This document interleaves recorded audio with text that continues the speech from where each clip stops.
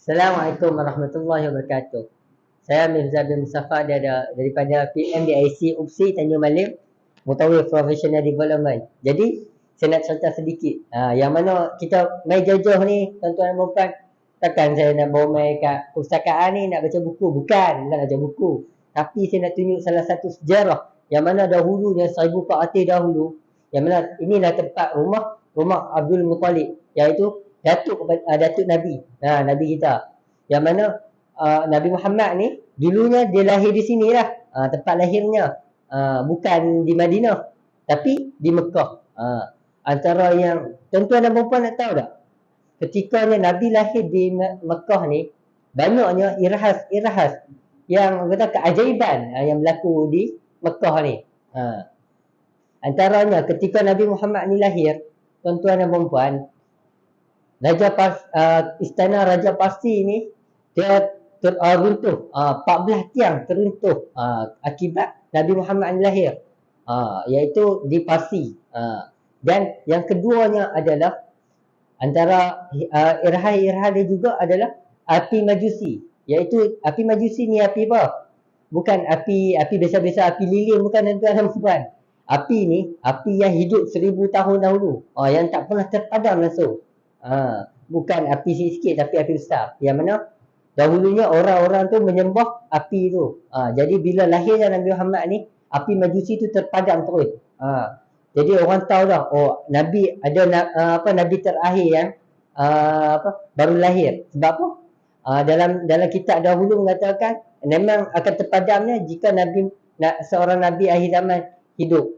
Jadi masa itulah mereka dapat tahu kelahiran Nabi Muhammad kita ni. Dan Allah dahulunya orang-orang Quraisy ni, Arab Jahiliyah, dia akan menilik, orang kata apa? Mencari dukun lah. Orang tengok dekat dukun ni, tanya apa yang akan terjadi pada masa depan. Sebab dukun-dukun ni dia akan percaya pada syaitan, dan syaitan ni diupah untuk pergi ke langit untuk siasat apa maklumat-maklumat dan bagi tahu kepada dukun ni. Dan dukun ni akan bagi tahu kepada orang tu macam mana akan terjadi depan-depan ni. Jadi bila nabinya lahir ni, patut Allah keluarkan satu dalil yang mana walaqad zayyana as-samaa ad-dunya bimasabiha wa ja'alnaha rujuman lisyayatin. Yang mana ketika syaitan-syaitan ni dia naik nak ambil maklumat daripada atas langit tu, Allah dah rejam dah syaitan tu. Allah dah hukum dah. Caranya tak bagi syaitan tu naik ke atas, caranya rejam. Jangan bagi naik, tak boleh naik. Sebab tu lah jadi macam tek bintang tu. Jadi bila syaitan tak boleh naik dan tak dapat maklumat, antara irhal Nabi. Dan tuan-tuan dan puan, Nabi ni wafat dia dimakamkan di mana? Di Madinah kan. Kenapa tak Mekah? Sebab Nabi kan lahir kat Mekah. Kenapa tak kat Mekah meninggal, wafat kan? Jadi itu adalah salah satu pertanyaan lah, yang mana selalu saya dengar. Jadi soalan tu adalah sebab apa?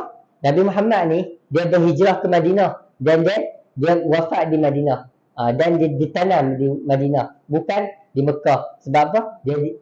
Nabi Muhammad ni dia wafat di Madinah dan ditanam terus di Madinah, bukan di Mekah. Cuma tempat lahir saja Mekah. Jadi tuan-tuan dan puan dan mai jauh, kita bolehlah ambil gambar di sini untuk kenangan, tunjuk ke anak cucu nanti yang mana ni tempat lahirnya Nabi Muhammad kita. Boleh kita pergi ke checkpoint seterusnya. Assalamualaikum warahmatullahi wabarakatuh. Assalamualaikum warahmatullahi wabarakatuh. Saya Mirza bin Mustafa daripada Professional Mutawif Development International College. Jadi UPSI. Jadi saya Mirza bin Mustafa daripada PMDIC UPSI Tanjung Malim, Professional Mutawif Development International College. Jadi saya nak cerita sikit tentang air Telaga Zamzam. Tuan-tuan dan puan mesti nak dengar kan Telaga Zamzam kan. Jadi saya tunjuk dulunya tuan-tuan, Telaga Zamzam ni adalah salah satu telaga yang mana air dia ni tuan-tuan dan puan adalah salah satu air yang terbaik di dunia. Kata air tu hebat, kira air yang baik, air baik. Kira air ni yang mana kita boleh kita tahu air ni yang mana dia muncul di air ni ada di Mekah sahaja. Dia tak ada kat Malaysia, dia tak ada kat tempat lain. Hanya di Mekah saja. Bukan di mana, di Madinah juga. Dia tak ada kat tempat ni. Kat belakang rumah kita pun tak ada. Dia ada kat Mekah saja. Jadi air ni macam mana boleh ada tiba-tiba keluar? Tuan-tuan dan puan. Dia ada cerita dia. Tuan-tuan dan puan kena dengar cerita dia ni. Nanti baru tuan-tuan dan puan tahu asal usul dia. Tidak kita asyik minum kenyang tu balik tak tahu apa. Tak tahu kisah dia macam mana kan. Okey, kisah dia macam ni tuan-tuan dan puan. Air Zam-Zam ni dahulunya air Zam-Zam ni kiranya dahulunya satu tanah padang pasir dulu. Ketika dahulunya. Yang mana air Zam-Zam pun tak ada masa tu. Ada seorang Nabi iaitu Nabi Ismail dan Nabi Ibrahim, Nabi Ismail dengan Siti Hajar. Nabi Ibrahim ni dia mengembara. Dia bawa bini dia pergi daripada utusan daripada Allah lah. So bawa bini dia. Bila bawa tu dia tinggal bini dia di satu padang pasir. Lepas tu dengan anak dia iaitu Nabi Ismail.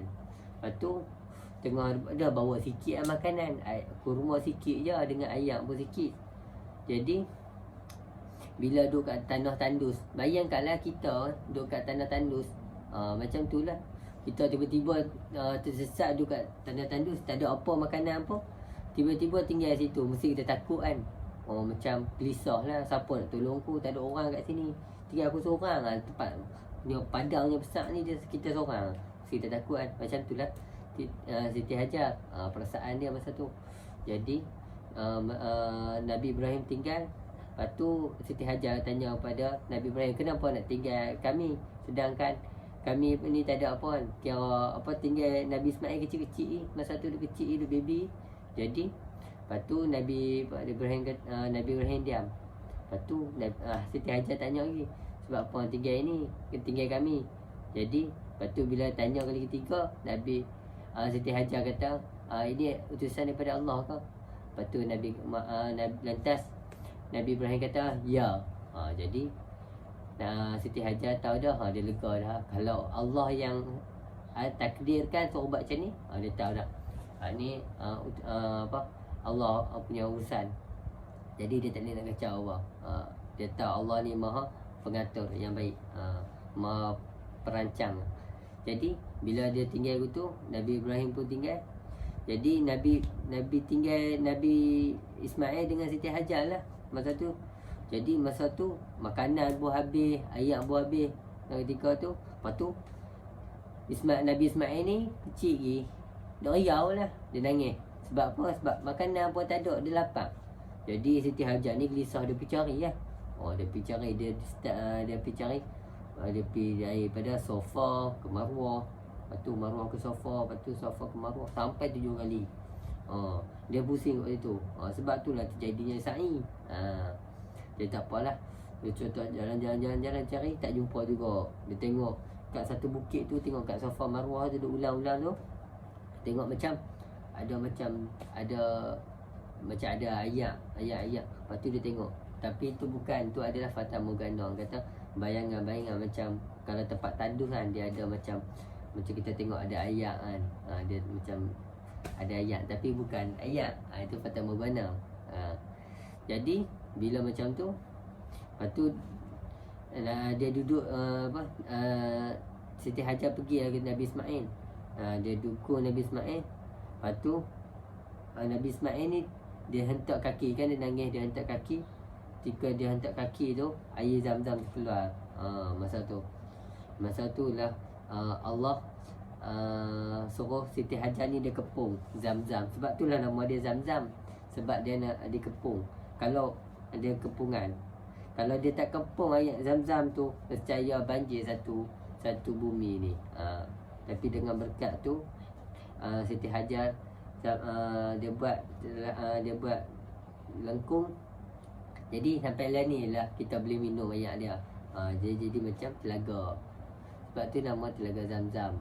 Dan Telaga Zam-Zam, tuan-tuan dan puan, kita boleh tahu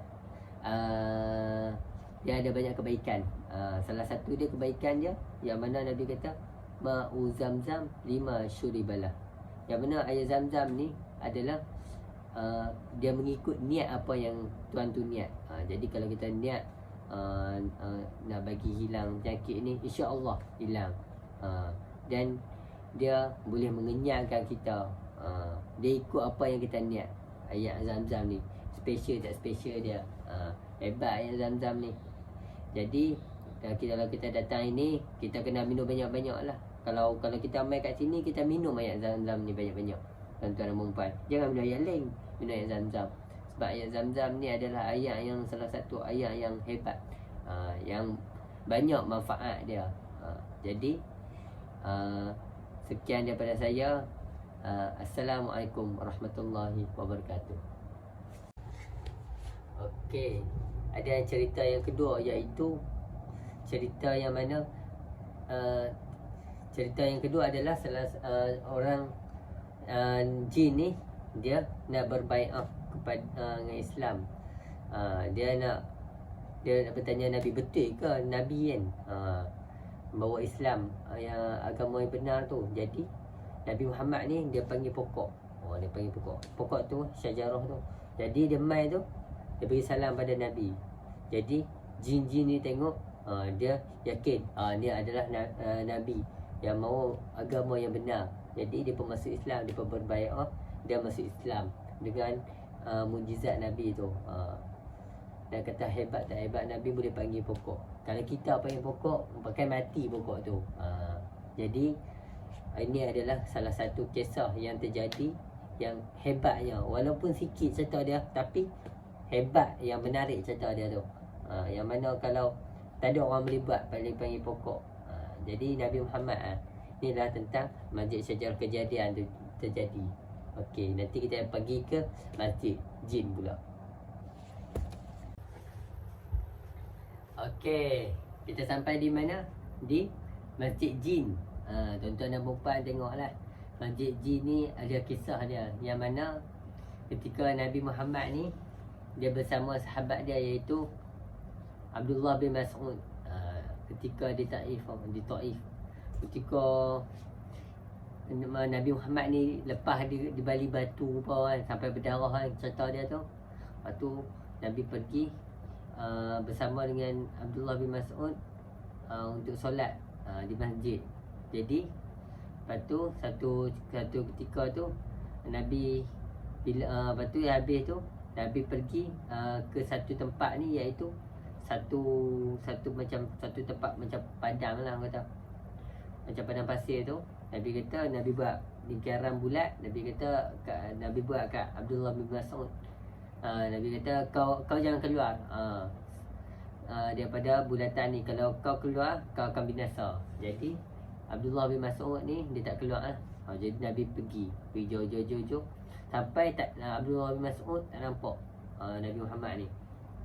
Lepas tu ketika Abdullah bin Mas'ud duduk jalan-jalan dalam tu, duduk buat tu.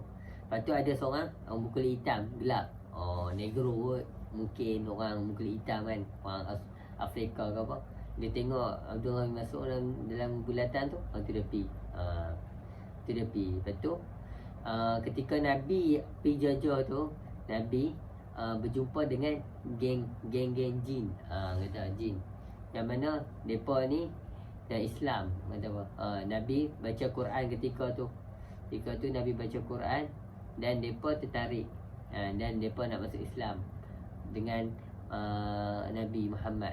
Jadi dengan berkat baca Quran tu, jin-jin masuk Islam. Lepas tu jin tu bagi tahu kepada Nabi, yang mana dia lapar masa tu. Lepas tu Nabi bagi tulang. Nabi bagi tulang. Bila Nabi bagi tulang tu, lepas tu dia pun makan. Jadi Nabi kata, kalau kita istinja, janganlah kita menggunakan tulang. Sebab apa? Tulang tu adalah makanan saudara-saudara kamu, yang mana itu jin lah. Jin ni dia makan tulang. Jangan kita guna tulang pula. Macam kita lah makanan kita. Lepas tu kita orang nak buat pilap lah apa, bahas sulit lah, tak kena. Mesti kita marah kan. Macam tu lah mereka. Jadi kalau nak istinja, gunalah batu ataupun daun. Janganlah guna tulang. Okey. boleh 100. Kita sambung ke seterusnya. Baik. Assalamualaikum. Assalamualaikum warahmatullahi wabarakatuh. Okey, kita sampai di penguburan Ma'la. Tuan-tuan dan perempuan tahu tak?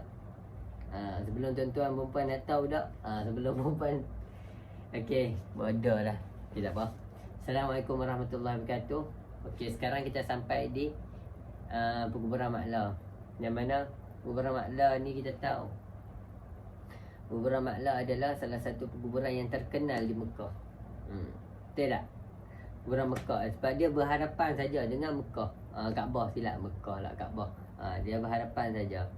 Jadi kat sini tuan-tuan dan puan, kalau mai datang sini sekurang-kurangnya sekali untuk menghormati seorang jenazah jenazah yang mana dia ni adalah tulang belakang pada Nabi Muhammad kita, iaitu Khadijah binti Khuwailid. Yang mana dia ni ditanamkan di penguburan Ma'la. Dia ni isteri Nabi ni. Yang mana isteri Nabi ni dah yang menjadi tulang belakang, yang mana dulunya Nabi Muhammad ni dia bantu Nabi dari masa tu dia kaya. Dia memang kaya raya. Memang orang terkenal Khadijah binti Khuwailid ni. Dia bantu Nabi sampaikan dia pun barang dia pun tak ada dah nak bantu Nabi. Nak kata dulunya barang dia memang kaya-kaya raya, nak bantu Nabi betul-betul. Memang tulang-tulang belakang betul Khadijah ni. Bukan orang biasa. Sebab itulah kekurangnya kita kena sekali tengok dia pergi ziarah kubur Ma'la. Dan di kubur Ma'la ni ada juga sahabat-sahabat yang meninggal di situ. Yang mana para-para syuhada yang ada di penguburan Ma'la. Jadi penguburan Ma'la ni juga adalah salah satu penguburan yang terkenal lah di Kaabah. Kalau di Mekah, kalau di Madinah kuburan Baqi'. Kalau di Mekah adalah kuburan Ma'la lah yang kita boleh kenal. Kita main sini, kita tukarlah Fatihah kepada para-para syuhada ataupun kepada Siti Khadijah, yang mana dia menjadi tulang belakang kepada Nabi Muhammad kita. Dan berkembanglah Islam sampai hari ini dengan berkat dia juga, dengan berkat isteri Siti Khadijah. Dia pula minta maaf. Jadi kita boleh ke tempat ke tempat yang lain pula, insya-Allah. Assalamualaikum.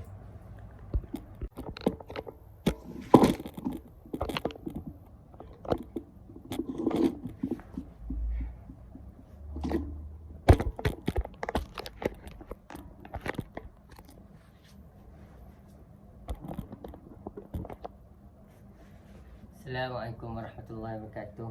Saya Mirza bin Mustafa. Kita sampai di Safa dan Marwah. Tuan-tuan dan perempuan, tengok belakang saya ni. Safa ni adalah dulunya tempat yang mana terjadinya kisah Siti Hajar yang mencari makanan, minuman untuk apa? Untuk Nabi Ismail, nak bagi dia susu. Jadi Siti Hajar ni kena cari makanan dululah untuk antibody dia, untuk bagi kepada Nabi Ismail. Jadi bila dia Siti Hajar ni dari Safa ke Marwah sampai 7 kali, baru terjadinya pancuran keluar air tu, air Zam-Zam yang kita ketahui sampai hari ni.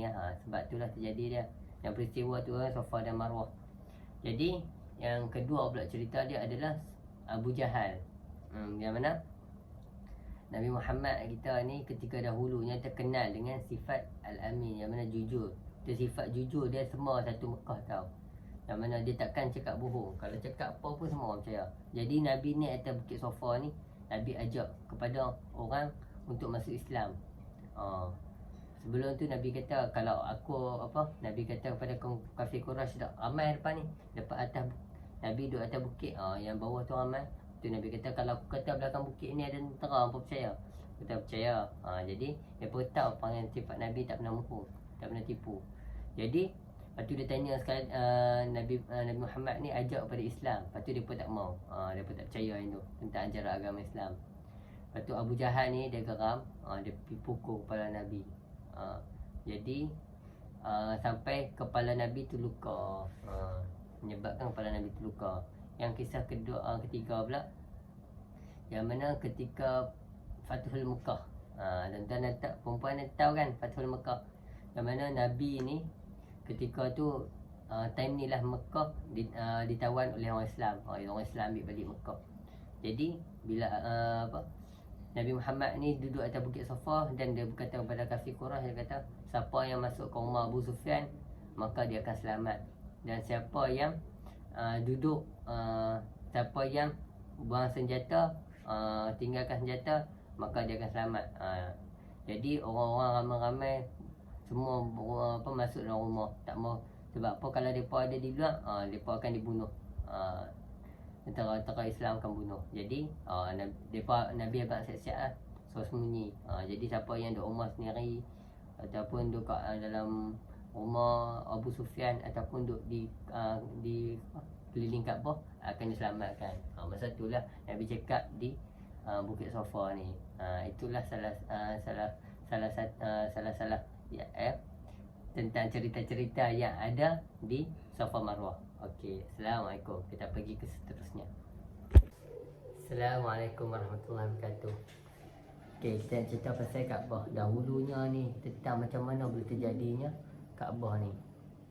Dahulunya Allah SWT berkata pada malaikat, wa idh qala rabbuka lil malaikati inni ja'ilun fil ardi khalifah. Yang mana Allah SWT nak cipta seorang khalifah di muka bumi ni untuk menjadi ketua lah, iaitu manusia lah. Jadi malaikat ni bertanya kepada Allah, engkau nak cipta ni apa, nanti mereka buat kerosakan kat muka bumi ni nanti macam mana? Kata Allah lebih mengetahui apa yang dia buat tu. Jadi malaikat ni bila dengar yang tu dia rasa bersalah. Jadi dia tawaf mengelilingi Arash. Jadi Allah tengok tu, Allah buatkan kepada mereka iaitu Baitul Ma'mur. Ya, Baitul Ma'mur. Yang mana iaitu Baitul Ma'mur ni malaikat yang tawaf di situ. Kalau kita manusia tawaf di Makkah lah, Kaabah. Tapi kalau malaikat Baitul Ma'mur. Masa tu lah Baitul Ma'mur ni malaikat akan tawaf di situ. Jadi cerita dia dahulunya asalnya malaikat punya hanya membuat tapak saja di bumi ni untuk Kaabah ni. Jadi lepas tu barulah Nabi Adam turun ke muka bumi ni, dan Nabi Adam buat, tapi bukan buat terus, dia buat macam hanya tapak saja. Tapak. Jadi bila sampai pada zaman Nabi Ibrahim ni lah, Nabi Ibrahim dan Nabi Ismail membuat Kaabah. Mereka buat Kaabah bersama dan kiranya buat Kaabah. Jadi sampai ketika zaman Nabi Muhammad ni,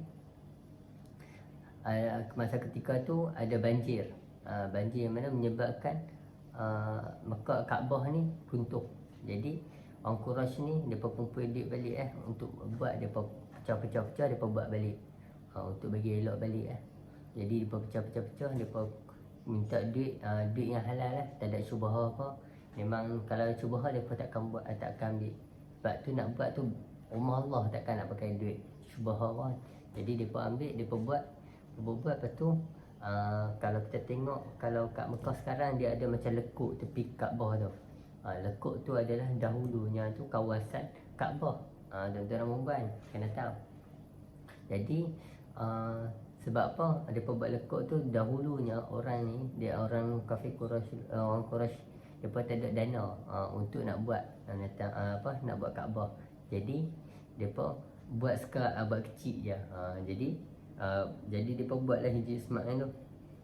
Tempat tu dahulunya di Hijri Ismail ni adalah tempat yang mana Nabi Ibrahim dia mengembala kambing kat situ.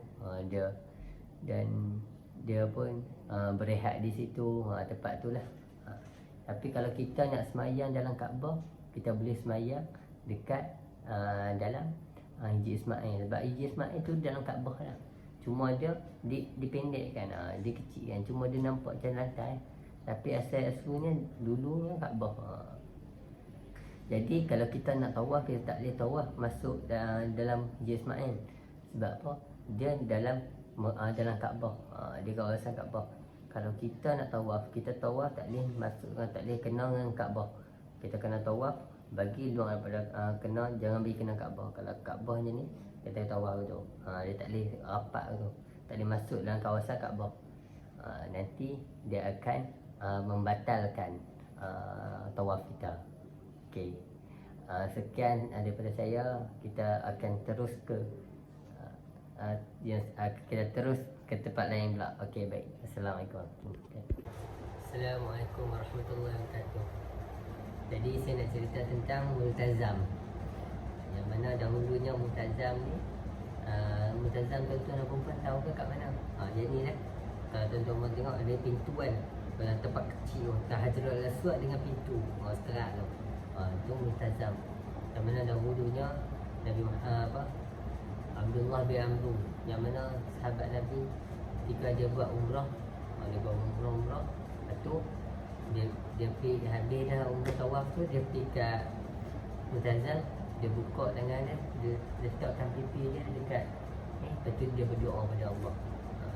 Jangan dinding tu, dia berdoa pada Allah. Lepas tu dia habis tu dia beritahu pada para sahabat, macam aku tengok Nabi Muhammad buat macam ni lah lepas dia tawaf. Jangan lepas tu ke benda yang sunnah lah Nabi buat, yang benar Nabi buat macam tu. Dan Nabi berdoa adalah salah satu tempat mustajab doa adalah multazam lah tuan-tuan dan puan. Kita pergi di sana, di Kaabah, di multazam. Jadi sikit sebanyak cerita saya, kita akan sambung ke tempat yang lain pula. Assalamualaikum. Assalamualaikum warahmatullahi wabarakatuh. Saya cerita tentang apa tuan-tuan dan puan? Cerita tentang, iaitu tentang Hajarul Aswad.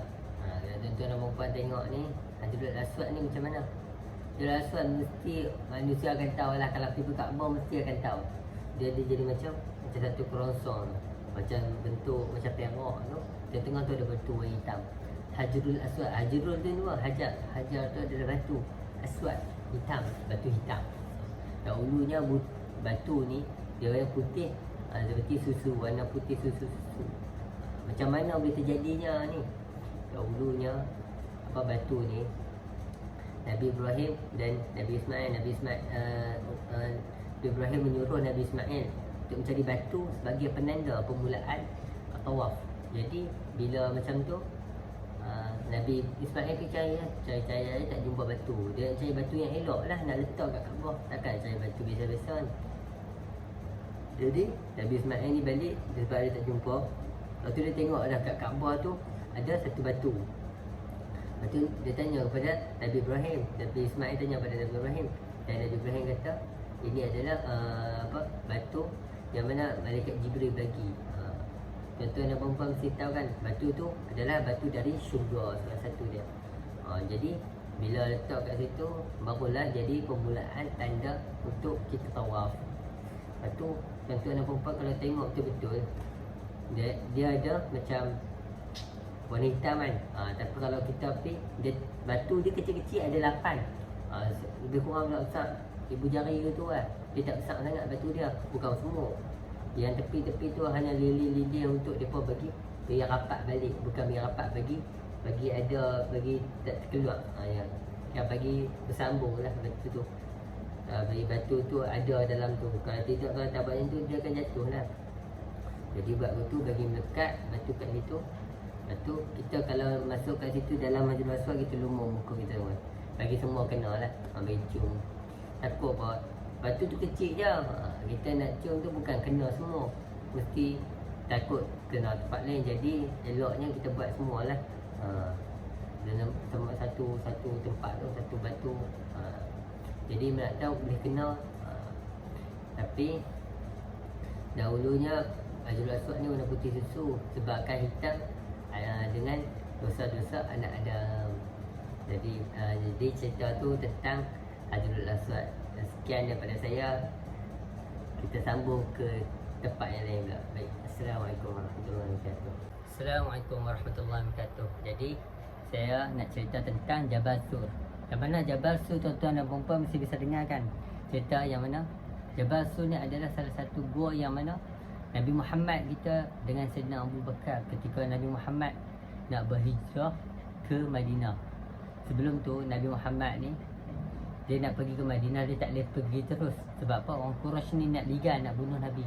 Kalau dia tu tempat kira apa, tempat biasa orang lalu. Jadi Nabi tak lalu tempat tu sebab takut nanti ada orang tunggu kat situ. Nabi ni cerdik.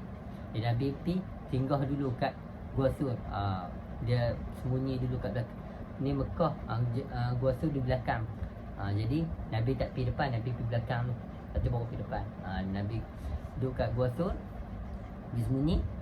Lepas tu masa tu lah terjadinya kisah ni, mana Nabi Muhammad sembunyi selama 3 hari. Ketika tu orang Quraisy mereka siap buat buat cabaran. Siapa jumpa Nabi akan diberi 100 ekor unta. Jadi orang Quraisy ni semua pakat cari kan. Tak kira Nabi Muhammad hidup ataupun mati, kalau dapat 100 ekor unta. Jadi semua orang pakat cari. Nabi sembunyi kat situ, Nabi sembunyi kat Gua Sur dengan Sayyidina Abu Bakar. Kat situ juga ada Sayyidina Abu Bakar. Ketika mereka sembunyi tu, Allah hadirkan 3 bantuan makhluk, iaitu laba-laba, burung pati dan ada yang mengatakan mengkarung. Ada yang mengatakan mengkarung, tapi ada yang mengatakan biri-biri, yang mana iaitu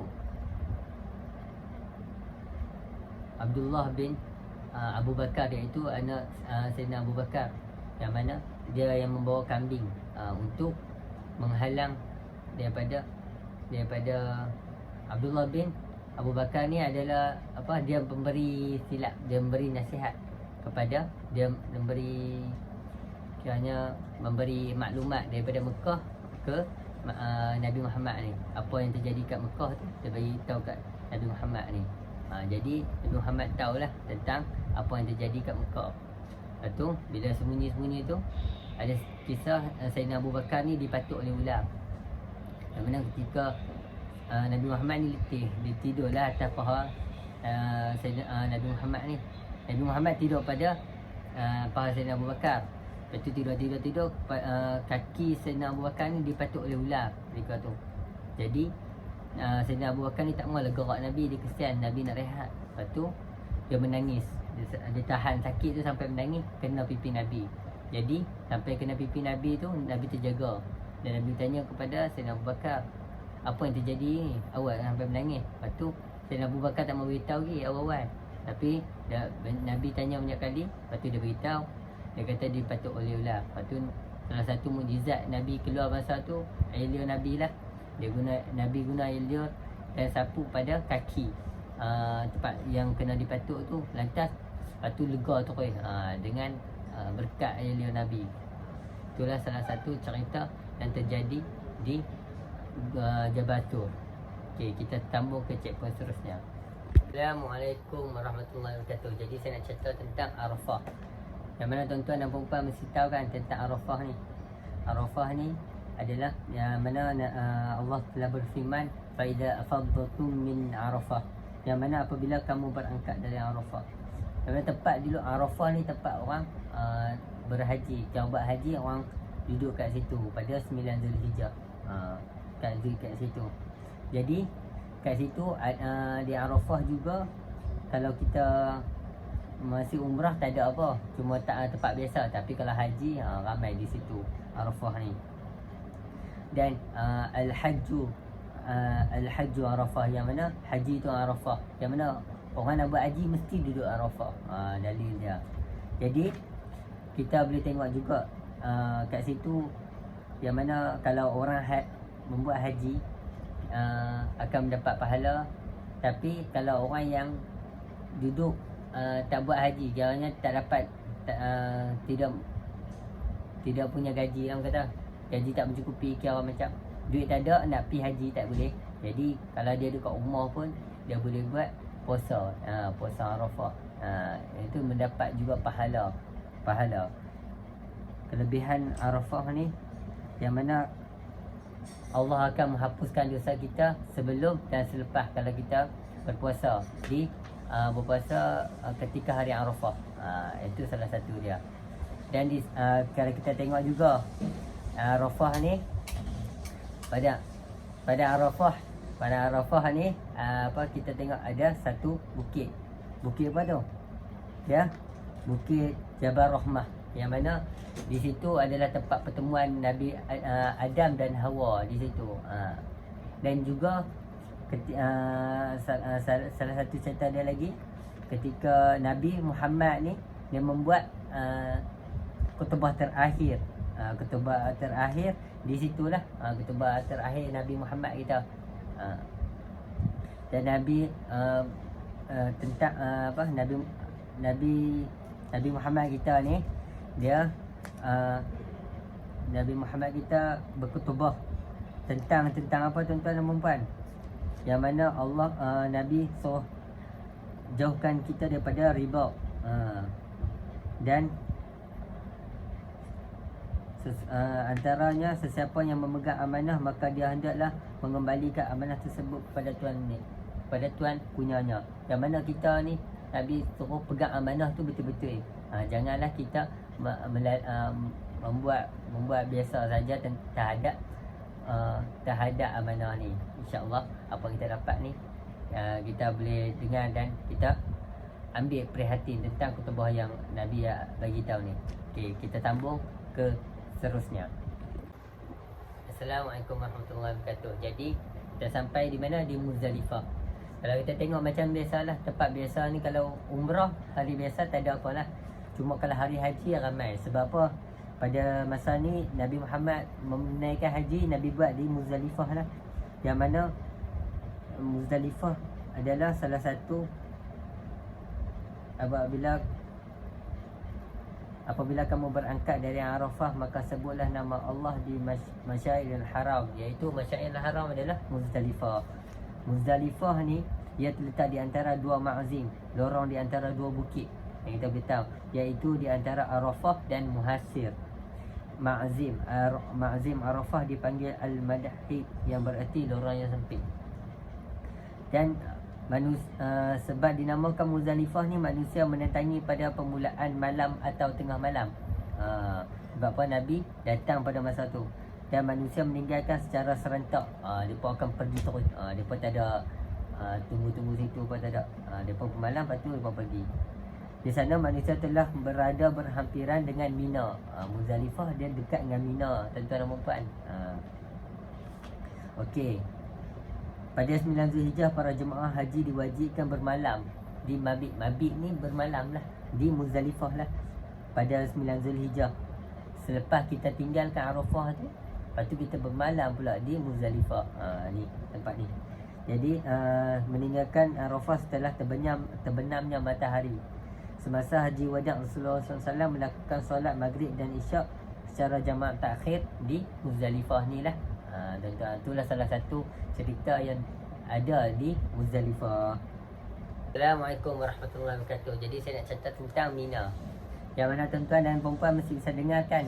Mina ni kat mana? Mina ni adalah yang mana mendapat nama Mina ni macam mana tuan-tuan dan puan-puan? Saya nak cerita sikit tentang Mina ni tuan-tuan. Dengar tahu. Mina ni adalah sebab apa boleh dapat Mina nama dia ni? Sebab apa? Tempat ini dinamakan sebagai Mina kerana banyak darah korban hadiyu yang mana yang ditumpahkan di sini. Kata sebab ketika orang nak buat korban, ketika Aidil-Adha orang korban sembelih, di Mina ni lah orang sembelih. Bermaksud tempat manusia berkumpul kerana di situ berkumpulnya para jemaah haji.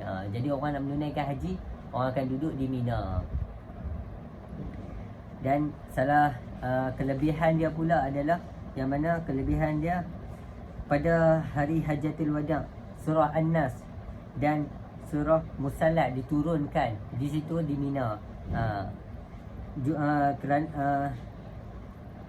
Masa surah Musallat diturunkan, ketika tu Rasulullah berada di dalam sebuah gua di Mina, dan gua tersebut telah dinamakan Gua Mursalat.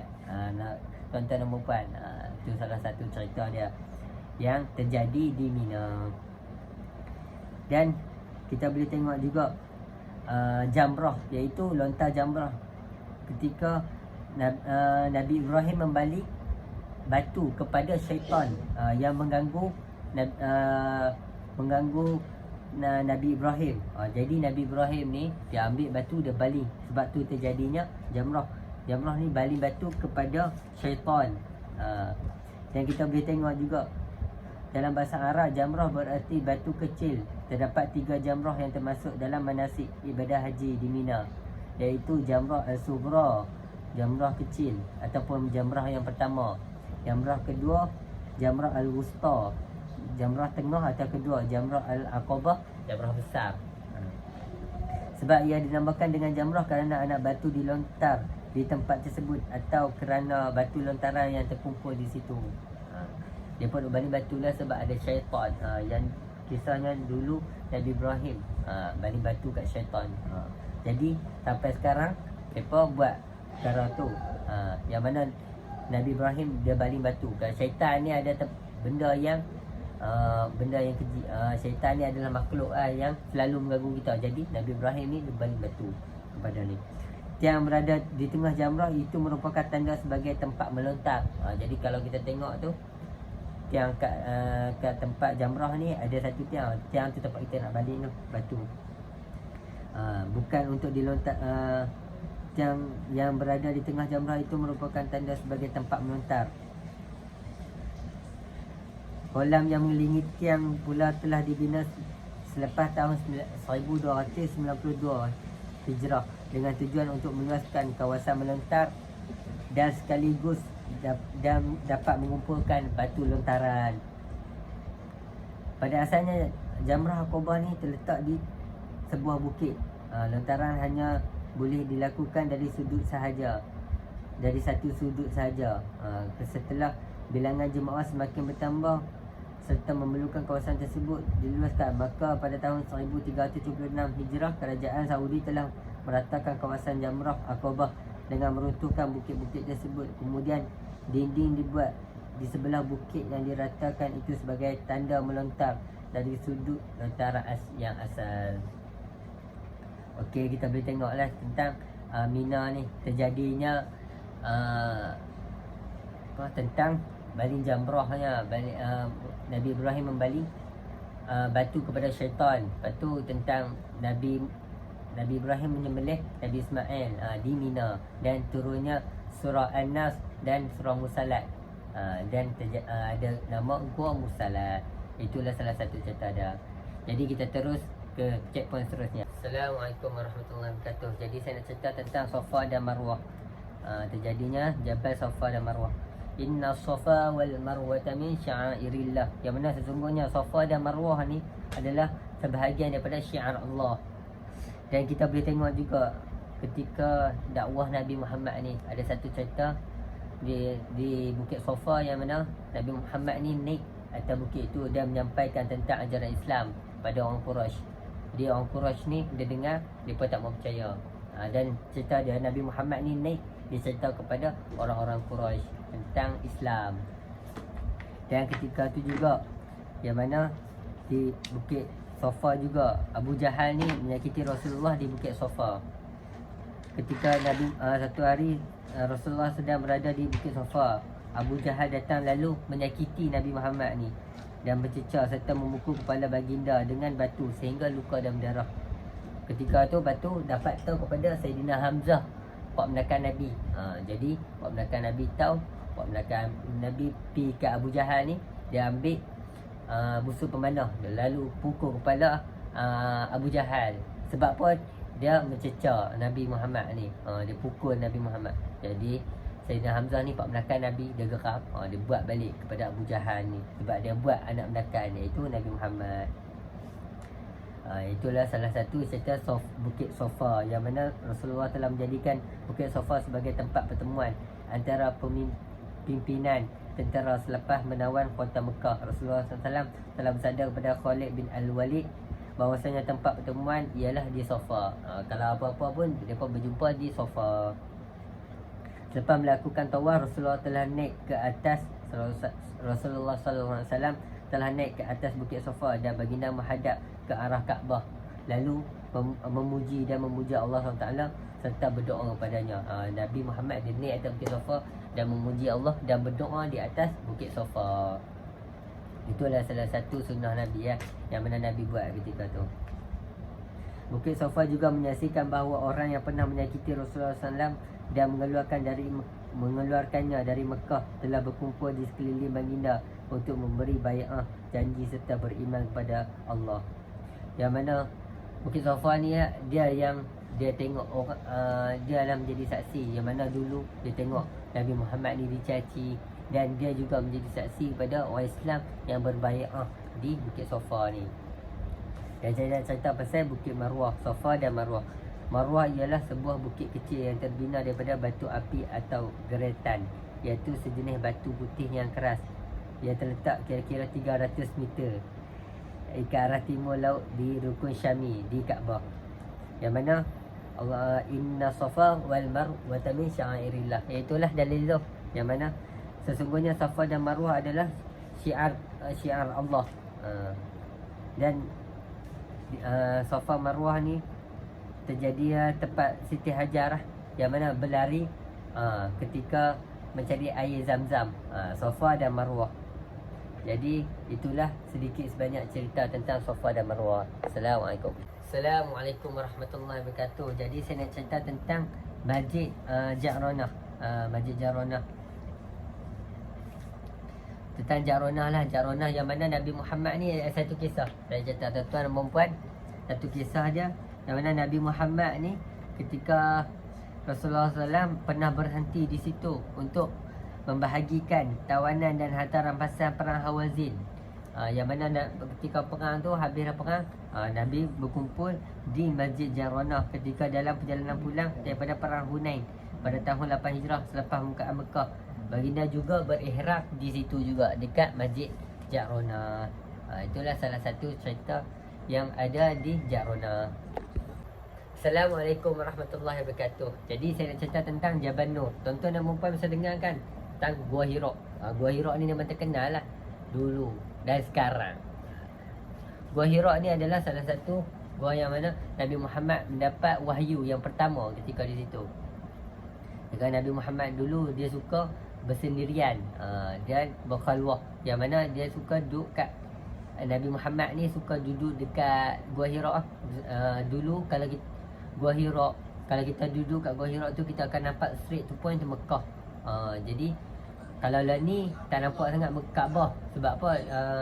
Dia diliputi dengan bangunan yang tinggi, jadi lindung Kaabah tu tak nampak. Tapi kalau dulu Nabi suka duduk situ lah, sebab macam kata healing. Kawan Quraisy lalu duk katakan Nabi sedih. Jadi Nabi duduk kat situ lah. Nabi duduk kat situ.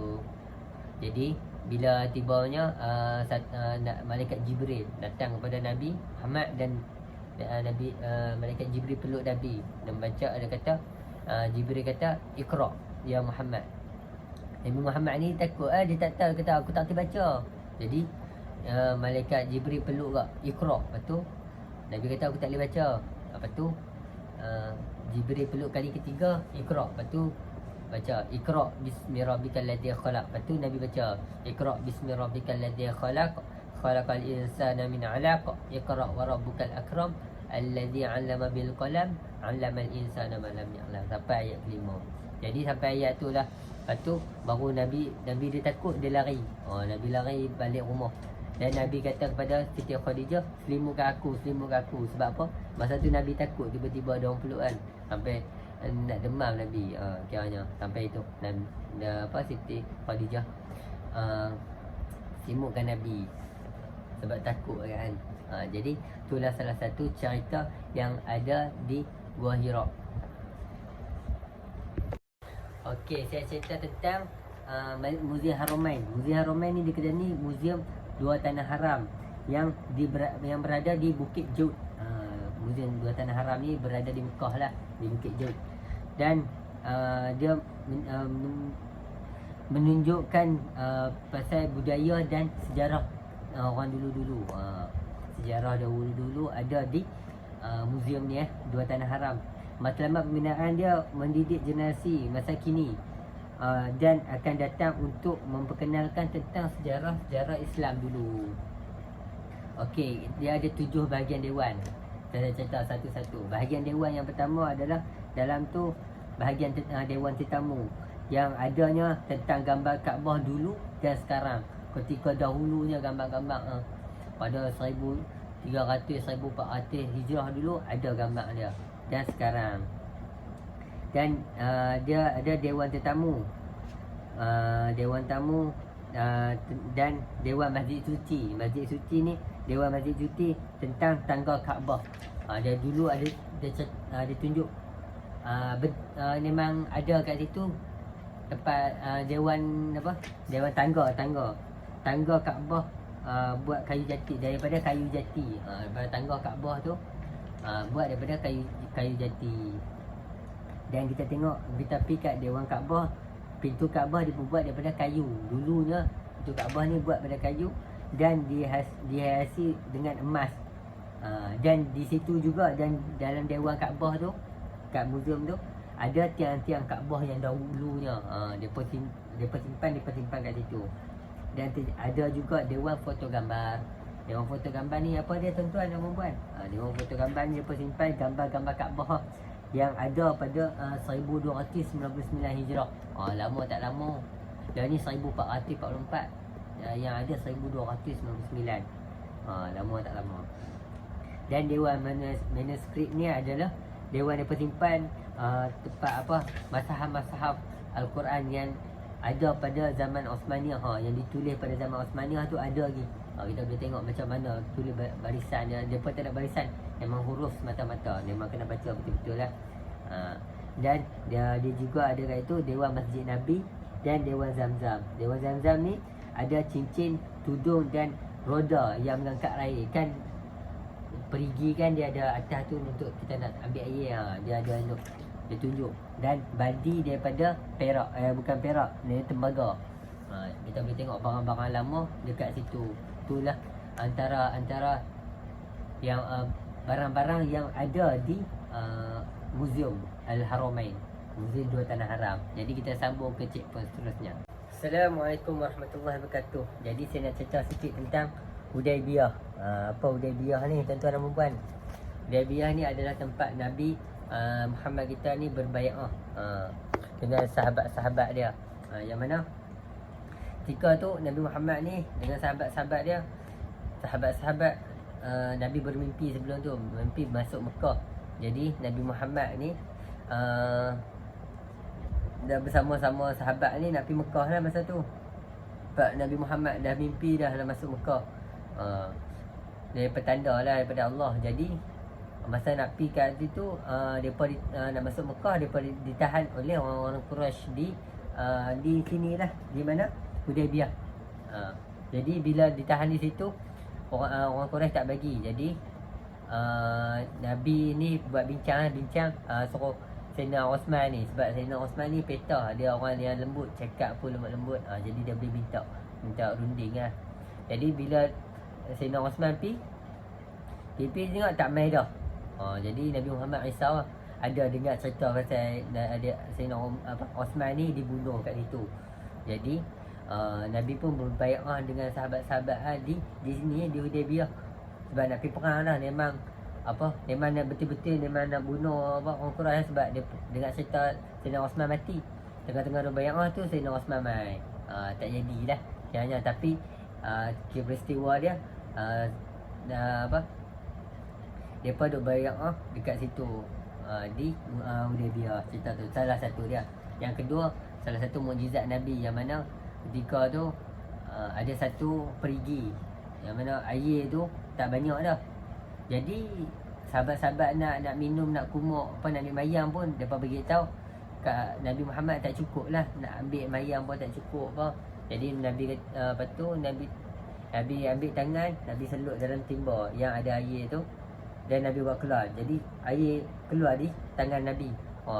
Sampai kan orang ada sahabat tanya berapa orang yang boleh minum. Kalau sahabat kata kalau ada 100,000 pun cukup dengan 100,000. Tapi masa tu kami ada 112 orang saja. 115 sahaja. Jadi cukup 115 tu dengan berkat dengan Nabi. Lepas tu salah satu cerita dia lagi, ketika Nabi Muhammad ni duduk kat perigi. Lepas tu Nabi minta air untuk kumur. Sebab apa? Kat telaga tu tak ada air lah. Nabi kumur-kumur, Nabi ludah dalam tu. Lepas tu ada air yang keluar dekat telaga tu. Dan mereka minum air tu sepuas-puasnya. Itulah salah satu mukjizat Nabi ketika di Hudaibiyah. Okey. Sekian daripada saya. Assalamualaikum warahmatullahi wabarakatuh.